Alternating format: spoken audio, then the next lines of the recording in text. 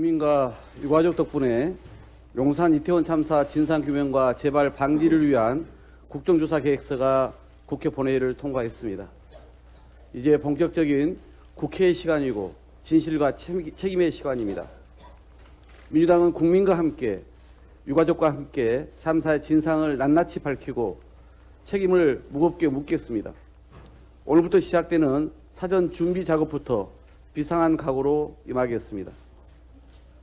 혹시나 했지만 역시나입니다.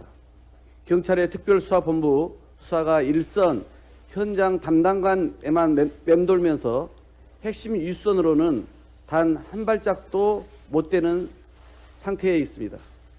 가장 큰 원인은 이상민 행정안전부 장관입니다. 이태원 참사의 총체적 책임자로서 경찰 수사를 받아야 할 장관이 경찰 지휘감독의 책임자로 버티고 있는 상황이기 때문입니다. 제대로 된 진상규명이 될 리 만무합니다. 이 자체로 어불성설입니다. 특히 이번 압수수색에서도 이상민 장관 집무실이 제외되면서 특수본 수사의 무풍지대가 어디인지 분명히 확인시켜주고 있습니다. 이런 수사 결과를 어느 국민이 납득할 수 있단 말입니까? 특별검사가 왜 꼭 필요한지를 이상민 행정안전부 장관 치하의 경찰 특수본 수사가 증명하고 있을 뿐입니다.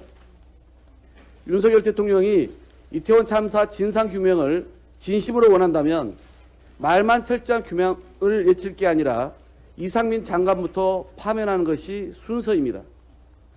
국민은 이번 참사의 법적 책임은 물론 정치적, 도의적 책임을 져야 할 가장 핵심 인사로 이상민 장관을 지목하고 있습니다.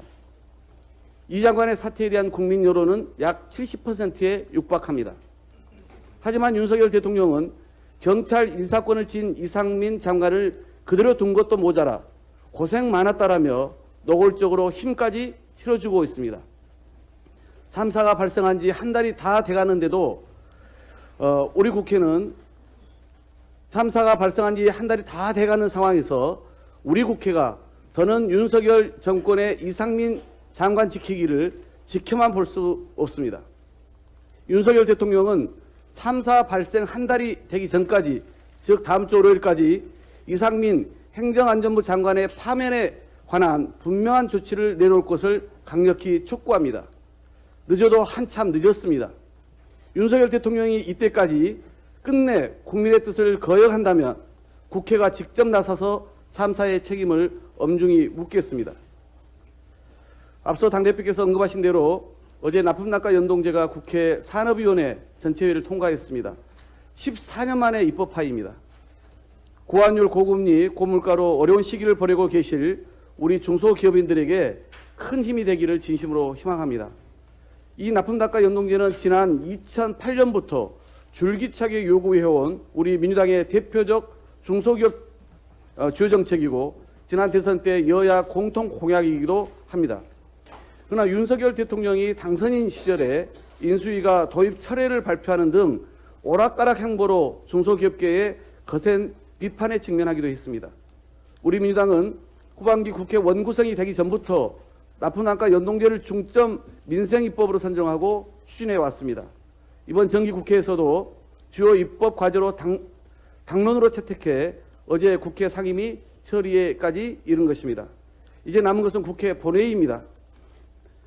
납품단가 연동제 반드시 정기국회 내에 통과시키겠습니다.